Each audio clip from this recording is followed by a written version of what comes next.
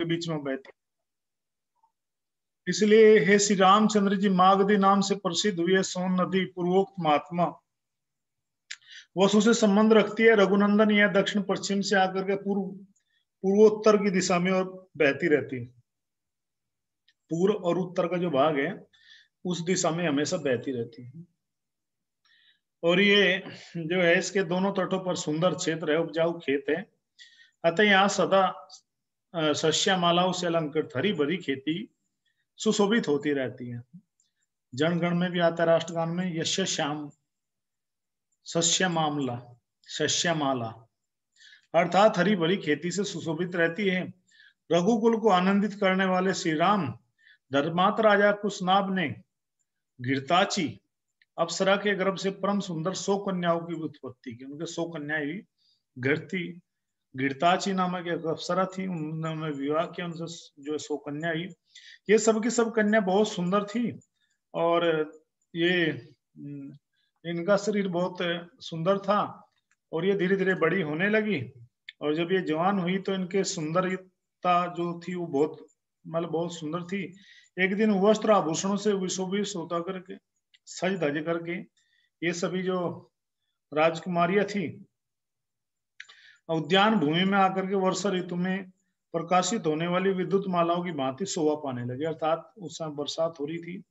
सुंदर अलंकार से अलंकृत हुए जो है अंगनाएं गाती बजाती नृत्य करती वहां पर बड़े ही आमोद प्रमोद में मग्न हो गई। और इस प्रकार से उस भूतल पर उनके सौंदर्य की कहीं भी तुलना नहीं की जा सकती। इतनी सुंदर थी, उनके समान कोई सुंदर था। उस उद्यान में आकर वे बादलों की ओट में कुछ कुछ छिपी और तारिकाओं के समान शोभा पा रही थी। यानी कि बहुत सुंदर यहाँ पर वर्णन किया गया है उन कन्याओं के विषय में। उस समय उत्तम गुणों संपन्न तथा रूप यौवन से सुशोभित उन सब राजकन्याओं को देख करके सर्व स्वरूप वायु देवता भी वहां पर आ गए और उनसे बोले कि ये सुन रही हो, मैं तुम सबको अपनी प्रेसी के रूप में प्राप्त करना चाहता हूँ। तुम सब मेरी भार्याएं बनोगी, अर्थात मैं आप सबके साथ में विवाह करना चाहता हूँ। और इस प्रकार से जो है सुन रही हो, तुम सबको ये मैं विवाह करूंगा और तुम सब जो है मुझे स्वीकार करो और मनुष्य का भाव त्याग करो। और मुझे इस प्रकार से कहते हैं कि मैं आपके साथ विवाह करना चाहता हूं। उनके साथ में प्रस्ताव रखा।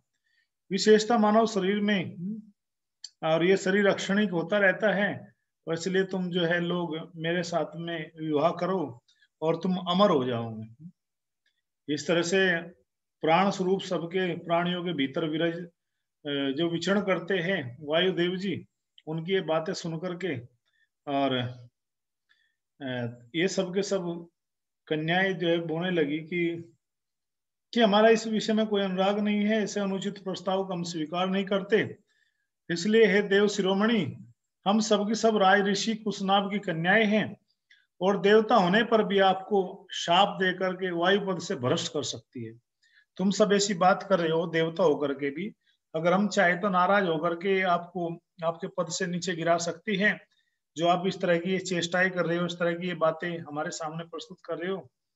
हे दुर्मति देवता, अब समय कभी ना आवे जब तक कि हम अपने सत्यवादी, ऐसा समय कभी ना हमारे जीवन में आए कि हम अपने पिता की जो सत्यवादी है देवताओं के समान हैं और उनकी बात को हम उल्लंघन करें या उनकी अवहेलना करें या कामवश या अत्यंत अधर्म पूर्वक स्वयं ही अपने वर को खोजे, वर का वर्ण करे। ऐसा समय हमारे जीवन में कभी ना आए। अर्थात हम नहीं चाहती कि हमने पिता की जो है मर्यादा को खो करके किसी पुरुष के साथ में विवाह के लिए स्वयं वर ढूंढे। हम लोगों पर हमारे पिताजी का प्रभुत्व है, वे हमारे लिए सर्वश्रेष्ठ देवता है। पिताजी हमें जिसके हाथ में देना चाहेंगे हम उसी को पति के रूप में स्वीकार कर लें। यह सुनकर के वायु देवता बहुत कुपित हो गए और ऐसी ऐश्वर्यशाली उसने जो है वायुदेव जो है क्या हुआ कि वो सभी के शरीरों में निवास तो करते ही है वायु, तो वो अत्यंत क्रोधित होकर के उन सबके भीतर प्रविष्ट हो गए और सबके अंगों को मोड़ करके टेढ़ा कर दिया।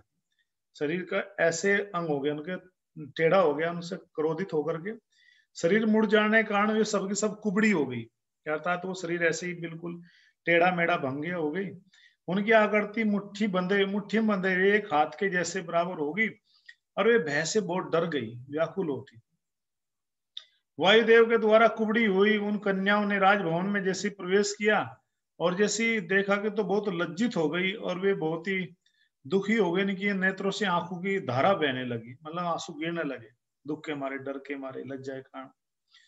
अपनी परम सुंदर प्यारी पुत्री को कुब्जा की अवस्था में देख करके अत्यंत दया में कि दशा में राजा कुशनाभ घबरा गए और बोले कि हे पुत्री, यह सब क्या है, और कौन है ऐसा दुष्ट प्राणी जैसे जिसने धर्म की अवहेलना करता है और तुम्हें कुबड़ी बनाया है, जिससे तुम तड़प रही हो किंतु बताती नहीं हो। ये कहकर के राजा ने लंबी सांस खींची और उन सबको उत्तर सुनने के लिए बड़े सावधानी से बैठ गए। बुद्धिमान राजा कुशनाभ का वचन सुनकर के उन 100 कन्याओं के पिता के ने चरणों में शीश झुकार कर प्रणाम किया और इस प्रकार बोली कि हे राजन, हे पिताजी, सर्वत्र संचार करने वाले जो वायु देवता हैं, जो सभी के जो शरीर में निवास करते हैं, सभी के प्राणों को की रक्षा करते हैं, वे वायुदेव जो है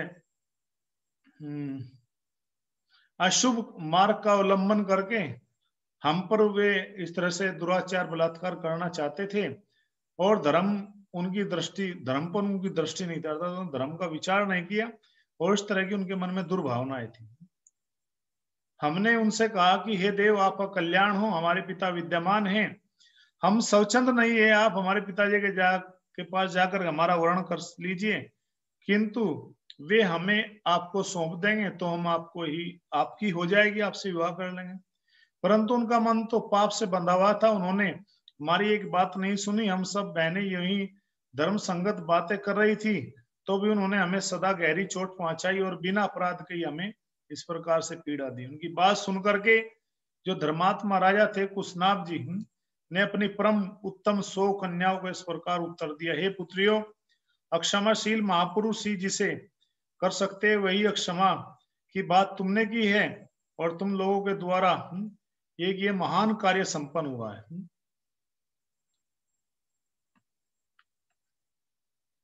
ये जो महान कार्य संपन्न हुआ तुम्हारे द्वारा, और तुम सबने एक मत होकर के जो मेरे कुल की मर्यादा की रक्षा की है, दृष्टि रखी है, काम भाव अपने मन में स्थान नहीं दिया, यह तुम सबने बहुत बड़ा कार्य किया है।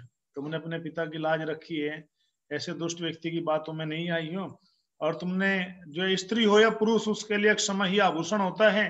हे पुत्रियों, तुम सब लोगों ने समान रूप से क्षमा या सहिष्णुता को प्रकट किया है, वह विशेष रूप से देवताओं के लिए बड़ा दुष्कर होता है।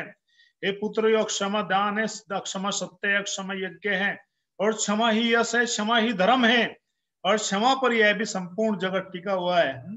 क्षमा करने वाला ही सबसे बड़ा प्राणी होता है। इस तरह से हे जो है देवतुल्य पराक्रमी राजा कुशनाभ ने कन्याओं से ऐसा कहकर के उन्हें अंतपुर में जाने की आज्ञा दे दी, अर्थात जहां पर स्त्रियां रानियां निवास करती महल में। उस मंत्रणा के तत्व को जानने वाले उस नरेश ने स्वयं मंत्रियों के साथ बैठकर के कन्याओं के विवाह के विषय में विचार आरंभ किया, और विचारणीय विषय था कि किस देश में, किस समय और किस योग्य वर के साथ उनका विवाह किया जाए। ये सब बातें वहां पर विचार करने लगे, राजा कुशनाभ अपनी बेटियों के हित को देखते हुए। उन्हीं दोनों चूली नाम से प्रसिद्ध एक महान तेजस्वी सदाचारी उदरव्रता नैष्ठिक ब्रह्मचारी मुनि वेदोक्त तप का अनुष्ठान कर रहे थे और ब्रह्म चिंतन स्वरूप तपस्या में संलग्न थे। उन ऋषि का नाम था चूली। और इस प्रकार से जो है उस समय एक गंधर्व कुमारी वहां आकर के उन तपस्वी मुनि की उपासना अनुग्रह की इच्छा से सेवा करती थी। उसका नाम सोमदा था, वह उर्मिला की पुत्री थी। प्रतिदिन मुनि को प्रणाम करके उनकी सेवा में लगी रहती थी, और धर्म में स्थित होकर के समय समय पर वह सेवा में उपस्थित होती थी, और उसके ऊपर से वे गौरवशाली मुनि बहुत संतुष्ट हुए। इस प्रकार से चूली मुनि ने उस गंधर्व कन्या से कहा, हे सुबह, तुम्हारा कल्याण हो, मैं तुम पर बहुत प्रसन्न हूं, संतुष्ट हूं। बोलो, तुम्हारा कौन सा ऐसा प्रिय कार्य मैं सिद्ध करूं जिसे तुम चाहती हो। और इस प्रकार से जो है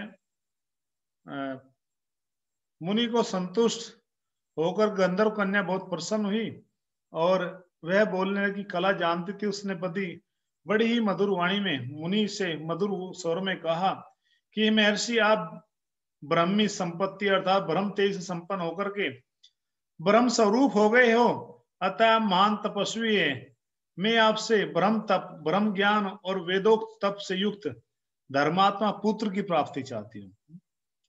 हे मुने, आपका कल्याण हूं। मेरे कोई पति नहीं है, मैं न तो किसी की पत्नी हूं, न ही आगे होंगी। आपकी सेवा में आई हूं। आप जो है ब्रह्म बल तप शक्ति से मुझे पुत्र प्रदान करे। और उस गंधर्व कन्या की सेवा से संतुष्ट होकर के महर्षि चूले ने उसे परम उत्तम ब्रह्म तप से संपन्न पुत्र प्रदान किया। वह उनके मानसिक संकल्प से प्रकट हुआ था, मानस पुत्र था जिसका नाम ब्रह्मदत्त हुआ। यानी कि मुनि ने अपनी तपस्या के बल पर, जैसे ही उन गंधर्व कन्या ने जो है, सोमदा ने इच्छा की कि मुझे पुत्र चाहिए, तो उन्होंने अपने तपोबल से ही, मानसिक तपोबल से ही, कोई मतलब विवाह ऐसा नहीं, अपने तपोबल से, मानसिक बल से ही, चिंतन से ही एक पुत्र जो है प्रकट कर दिया और वो उनको दे दिया, जिसका नाम ब्रह्मदत्त हुआ। कुशनाभ के यहाँ जब कन्याओं का विवाह का विचार हो रहा था, तो उस समय ब्रह्मदत्त उत्तम लक्ष्मी से संपन्न हो कामपिल्या नामक नगरी में उसी तरह निवास करते जैसे स्वर्ग में, स्वर्ग की अमरावती पुरी में देवराज इंद्र निवास करते हैं। तब धर्मात्मा राजा कुशनाभ ने ब्रह्मदत्त के साथ अपनी 100 कन्याओं को विवाह कर देने का निश्चय किया। कुशनाभ ने सोचा कि मैं इतने अच्छे पुत्र, राजा ये योग्य है ब्रह्मदत्त, जो चूली नामक ऋषि के ब्रह्म तेज से प्रकट हुआ है, उनका मानस पुत्र है, तो उनके साथ में मैं विवाह कर दूं। और उन्हें 100 की 100 कन्याएं अपनी उस ब्रह्मदत्त को सौंप दी। उस समय देवराज इंद्र के समान तेजस्वी पृथ्वी पति ब्रह्मदत्त ने उन सभी कन्याओं का पाणी ग्रहण किया, अर्थात उनसे विवाह किया। और विवाह काल में उन कन्याओं के हाथ का ब्रह्मदत्त के से स्पर्श होते ही वे सब की सब कन्याएं जो है कुब्ज दोष से रहित हो गई, अर्थात निरोग हो गई और उत्तम स्वभाव से संपन्न प्रतीत होने लगे। अर्थात जो वो कुब्जा कर दी गई थी, उनका स्पर्श करती वो सब दोष उनका दूर हो गया कुब्जा का। वात रोग से, क्योंकि 3 ये संसार में रोग होते हैं, आपकी जानकारी के लिए, सभी प्राणियों के अंदर तीन तरह के रोगी मिलेंगे। 3 तरह की प्रकृति के प्राणी है संसार में, चौथे के नहीं है। कफ, पित्त और वात, यही नेचर है हर किसी की। कोई भी चेक करके देख सकता है। जैसे कि मेरा जो प्रवृत्ति है, मैं शम के द्वारा देखता हूं, तो कफ प्रवृत्ति है, खांसी होना, जुकाम होना, इस तरह से कफ प्रवृत्ति है। किसी को वात की है, वायु की है, किसी को पित्त की है।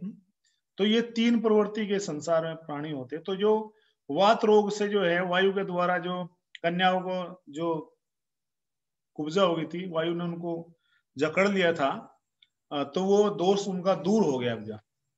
विवाह होते ही उनके पति ब्रह्मदत्त के द्वारा उनका स्पर्श होती छोड़ दिया। और यह देख वृषपति राजा कुशनाभ बड़े प्रसन्न हुए और उन्हें बारंबार हर्ष का अनुभव करने लगे। भोपाल ब्रह्मदत्त का विवाह कार्य संपन्न कर जाने पर महाराज कुशनाभ ने उन्हें पत्नियों तथा पुरोहित सहित आदर सहित विदा किया। बहुत सुंदर तरीके से उनको दान दिया और फिर सब विदा कर दिया। गंधर्वी सोमदा ने अपने पुत्र को तथा उसके योग्य विवाह संबंध को देख करके उन सब पुत्र वधों का यथोचित रूप से अभिवादन किया। अर्थात अपनी बेटे की जो बहू थी, वो जो सोमदा थी गंधर्व कुल में उत्पन्न, वो अब सास बन गई, क्योंकि उसके बेटे ब्रह्मदत्त का विवाह हुआ। उसने बहुत सुंदर तरीके से उनका जो है अभिनंदन किया। उसने एक एक करके उन सभी राजकन्याओं को हृदय से लगाया और महाराज कुशनाभ की सराहना की करके वहां से वो प्रस्थान किया, चले गए। अब इस प्रकार से कहते हैं कि विवाह करके वह राजा ब्रह्मदत्त चले गए, तब पुत्रहीन महाराज कुशनाभ श्रेष्ठ पुत्र की प्राप्ति के लिए पुत्रेष्टि यज्ञ का अनुष्ठान किया। जैसे महाराज दशरथ ने पुत्रेष्टि यज्ञ कराया, किनसे? श्रृंगी ऋषि से। इसी तरह से उस कुशनाभ राजा ने भी पुत्र प्राप्ति के लिए पुत्रेष्टि यज्ञ का, श्रेष्ठ पुत्र की प्राप्ति के लिए यज्ञ का अनुष्ठान किया। उस यज्ञ होता समय उदार ब्रह्म कुमार महाराज कुश ने भूपाल कुशनाभ से कहा कि हे बेटा, तुम्हें अपने ही समान परम धर्मात्मा पुत्र प्राप्त होगा। तुम्हें गादी नामक पुत्र प्राप्त करोगे और उसके द्वारा तुम्हें संसार में अक्षय कीर्ति की उपलब्धि होगी, अर्थात इतनी प्रसिद्धि मिलेगी, इतनी प्रसिद्धि मिलेगी कि जो कभी खत्म नहीं होगी। श्री राम प्रतिपति कुशनाभ से ऐसा कहकर के राज ऋषि कुश आकाश में प्रविष्ट हो सनातन ब्रह्मलोक को चले गए। कुछ काल के पश्चात बुद्धिमान राजा कुशनाभ के यहाँ परम धर्मात्मा गाधी नामक पुत्र ने जन्म लिया। इस प्रकार राजा गाधी मेरे पिता थे। कौन कह रहे हैं? विश्वामित्र जी। अर्थात विश्वामित्र जी के जो पिता थे गाधी, गाधी के पुत्र ही विश्वामित्र जी है। मैं कुश के कुल में उत्पन्न होने के कारण कौशिक भी कहलाता हूं, इसलिए ब्राह्मणों में गोत्र है कौशिक। तो कौशिक गोत्र जो है कुश नाभ के नाम से जाना जाता है। कुश नाभ के पुत्र फिर गाधी हुए, गाधी के पुत्र क्या कौन है? विश्वामित्र जी। फिर आगा, और मेरी एक बड़ी बहन भी थी जो उत्तम व्रत का पालन करने वाली थी, उसका नाम सत्यवती था। वह ऋचिक मुनि को भी आई गई थी। एक ऋचिक मुनि हुए, अपने पति का अनुसरण करने वाले सत्यवती शरीर सहित स्वर्गलोक को चली गई थी। ऋचिक ऋषि की पत्नी भी, और जो है सत्यवती भी, वह वहीं परम उदार महानदी कौशिकी के रूप में प्रकट होकर के इस भूतल पर प्रवाहित होती है। एक कौशिकी नदी है, भारत में प्राचीन नदी है। तो वो क्या कहते हैं कि वो सत्यवती थी, जो ऋषि की पुत्री थी और स्वर्ग पत्नी थी, स्वर्ग में चली गई थी। फिर वो इस धरती पर प्रकट हुई दोबारा से नदी के रूप में जब बहती है।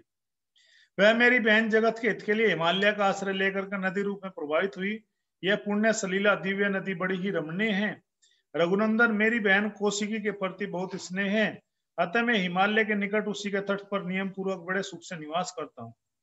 और पुण्य में ही सत्यवती सत्य धर्म में प्रविष्ट है। वह परम सौभाग्यशाली पतिव्रता देवी यहाँ श्रीताओं में श्रेष्ठ कौशिकी के नाम से विद्यमान है। श्री राम यज्ञ संबंधी सभी सिद्धियों में जो मेरी बहन है, अर्थात उनका सानिध्य छोड़ करके सिद्ध आश्रम, मैं यहाँ पर इस सिद्ध आश्रम में आया। वो सिद्ध आश्रम कहाँ है? बक्सर के पास। जो आजकल बक्सर का जो क्षेत्र है, बक्सर कहाँ पड़ता है? बिहार में पड़ता है बक्सर। मैं आया था, अब तुम्हारे तेज से मुझे सिद्धि प्राप्त हो गई है।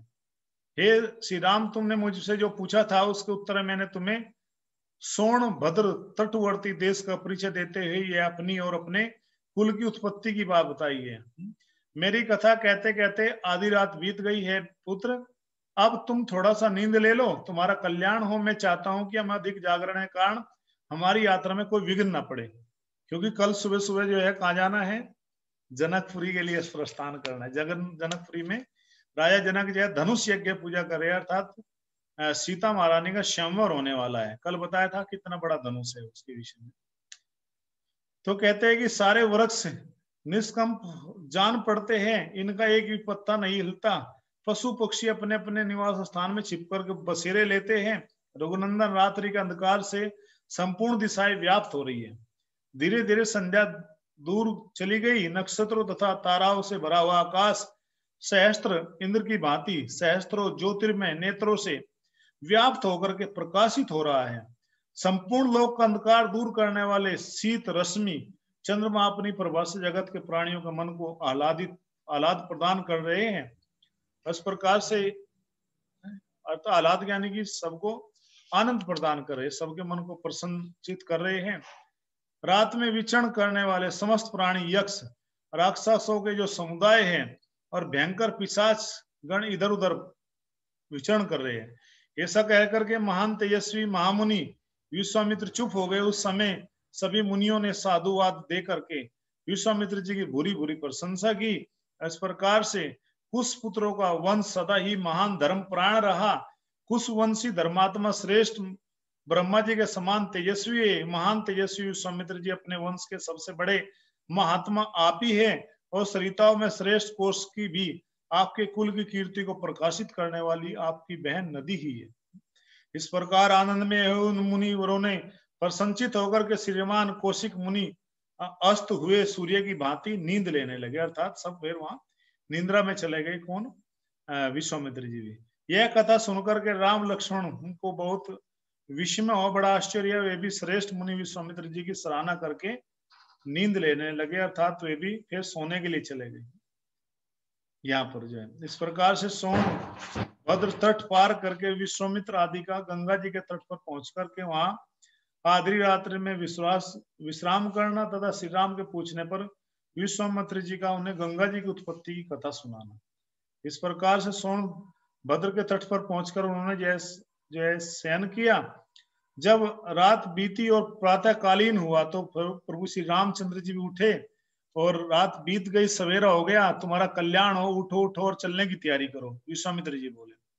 मुनि की बात सुनकर के पूर्व काल का नित्य नियम पूर्ण करके श्री राम चलने को तैयार हो गए। इस प्रकार बोले, हे ब्राह्मण, शुभ जल से परिपूर्ण तथा अपने तटों से सुशोभित होने वाला यह सोनभद्र तो अथा जान पड़ता है। हम लोग किस मार्ग में चल करके ऐसे इसको पार करेंगे? बहुत बड़ा जल की राशि दिखाई देती है।